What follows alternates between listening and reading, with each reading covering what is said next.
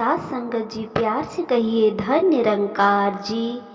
आज की जो साखी है उसका टॉपिक है, जो हम दुआएं कमाते हैं वो हमारे बहुत ही काम आती हैं।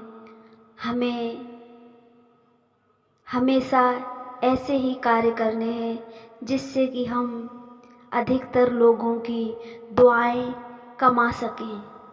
कहते हैं कि हमने अपने जीवन में पैसा तो बहुत कमा लिया, लेकिन हमें सुकून नहीं है, आराम नहीं है, चैन नहीं है। लेकिन जब हम किसी की दुआएं कमाते हैं तो उसमें इतनी पावर होती है, इतनी शक्ति होती है कि वो हमें ऑटोमेटिक ही ऐसा कुछ सुकून सा महसूस होता है। और जब हम पर कोई बड़ी प्रॉब्लम आती है या जब हमारा कोई काम नहीं बन रहा होता है, हम मुसीबत में होते हैं, तो उस समय वो कमाई हुई दुआ हमारे काम आ जाती है। हमें भी अपने जीवन में सभी की दुआएं कमाना आ जाए।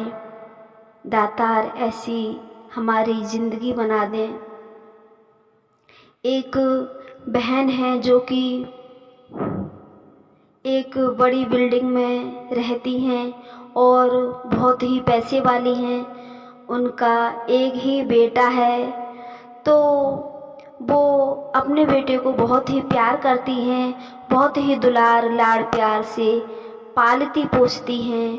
और उनका बेटा 7-8 साल का हो जाता है और वो ऐसे अपने बच्चे पर बहुत ही ध्यान रखते, बहुत ही प्यार करते और बहुत ही उनकी सारी सुविधाएं रखते। उस बच्चे को किसी बात की कमी नहीं होने देते, क्योंकि उनका वो अकेला ही एक बच्चा था।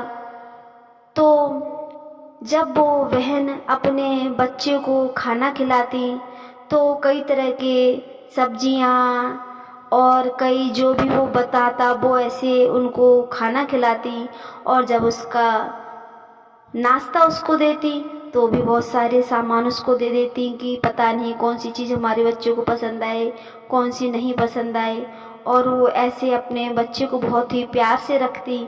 और उनका बेटा जो था तो वो सोचता था कि हमारी माँ ने इतने प्यार से हमारे लिए खाना बनाया, ऐसे नाश्ता हमें देती हैं, अगर हमसे खाया नहीं जा रहा है तो वो हमारी माँ का दिल दुख जाएगा। इसलिए वो बच्चा था, वो कुछ थोड़ा बहुत जितना उसका मन होता था उतना नाश्ता करता था, बाकी का सारा नाश्ता अपनी खिड़की से नीचे डाल देता था। तो उसकी बिल्डिंग के पास में ही कुछ ऐसे अनाथ बच्चे रहते थे जिनका कोई नहीं था। तो उन्होंने ऐसे देखा कि वहाँ पर कुछ जैसे ब्रेड और भी चॉकलेट और भी कोई खाने का सामान वहाँ वो बच्चा फेंकता ही रहता था। और जो बच्चे वो अनाथ थे वो वहाँ से खाते थे उठाकर और बहुत ही खुश होते थे। कहते थे कि हे परमात्मा, आपने कम से कम हमारे भोजन की व्यवस्था कहीं से तो बनवा ही देते हैं, आपका धन्यवाद है।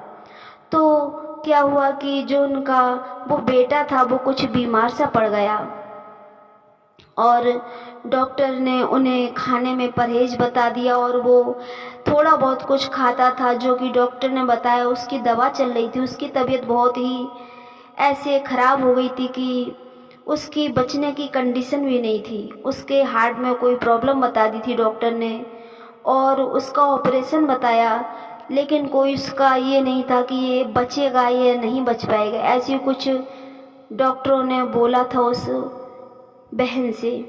तो वो बच्चे जो वहाँ खिड़की के नीचे वहाँ खड़े हो जाते थे खाना के इंतज़ार में, और वो देख रहे थे कि 3-4 दिन हो गए हैं, यहाँ खिड़की से कुछ सामान नहीं, कुछ भी आया उस बच्चे ने फेंका हो या किसी ने, उनको तो ऐसे कुछ मालूम नहीं था। लेकिन वो जो अनाथ बच्चे थे वो इंतज़ार करते रहते थे उस खाने का। तो वो बच्चे वहाँ पर कुछ ऐसे ही बातें कर रहे थे और ऐसे ही परेशान हो रहे थे। तो वो जो महिला थी तो वो अपने उस खिड़की से नीचे झांकती हैं और देखती हैं कि वो जो अनाथ बच्चे हैं वो कुछ वहाँ शोर मचा रहे हैं। तो वो जो महिला थी वो नीचे आती हैं और उन बच्चों से पूछती हैं, बेटा क्या बात है, यहाँ पर आप लोग शोर कैसे मचा रहे हैं? और आप शोर मत मचाइए, हमारे घर में हमारे बेटे की तबीयत खराब है, आप लोग ऐसे शोर मत करिए यहाँ पर। तो वो बच्चे बताते हैं कि आंटी, हम यहाँ इसलिए शोर मचा रहे हैं कि 3-4 दिन हो गए हैं यहाँ पर हमें नीचे खाने के लिए कभी ब्रेड, कभी चॉकलेट, कभी बिस्किट ऐसे यहाँ हमें मिलता था, तो हम उसी का इंतज़ार कर रहे हैं। 3-4 दिन से कुछ भी नहीं आया ऊपर से, उस पता नहीं कौन वहाँ से फेंकता था और हम लोग खा देते थे उठाकर। तो वो महिला के आंखों में आंसू आ गए और वो रोने लगी और उस महिला ने उन बच्चों से बोला कि आप हमारे साथ अंदर आओ। जो वो 3-4 बच्चे थे उनको वो महिला अपने साथ अपने घर में ले आई और अपने बेटे से उन बच्चों को मिलाया और कहने लगी, बेटा जो आप लोग ये सामान खाते थे उठाकर, ये हमारा ये बेटा ही फेंकता था शायद। तो अब तो इसकी तबीयत ही इतनी ख़राब है कि 4-5 दिन से इसने कुछ खाया नहीं है और इसी वजह से आप लोग भी परेशान हैं। बेटा अब तो हमारा ये जो बच्चा है पता नहीं ठीक होगा कि नहीं होगा।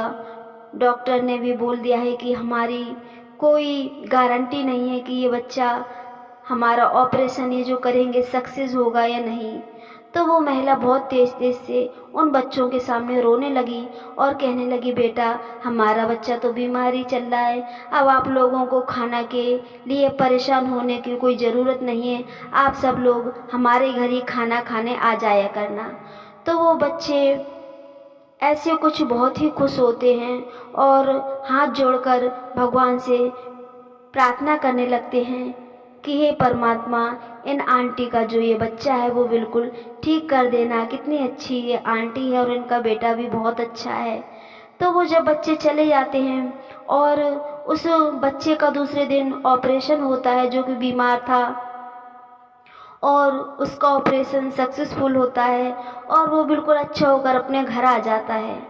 तो जो वो महिला थी उनको लगता है कि कल तो मना ही कर दिया था डॉक्टरों ने, ये जो कुछ भी हुआ है उन बच्चों की प्रेयर का ही फल है, उन बच्चों ने जो प्रार्थना की थी वो ही हमारे काम आई है। तो उनका बच्चा बिल्कुल ठीक हो जाता है, वो बहुत खुश होती हैं। तो देखिए, जो उन बच्चों ने दुआएं दी, जो उन बच्चों ने प्रार्थना की परमात्मा से उस बच्चे के लिए, कितने ही काम आई। ऐसे हमें भी अपने जीवन में दूसरों के काम आना है और दुआएं कमाना है।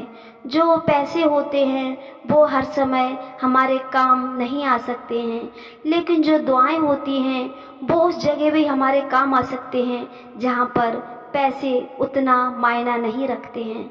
हमें अपने सतगुरु का शुक्राना करते चले जाना है। प्यार से कहिए, धन्य निरंकार जी।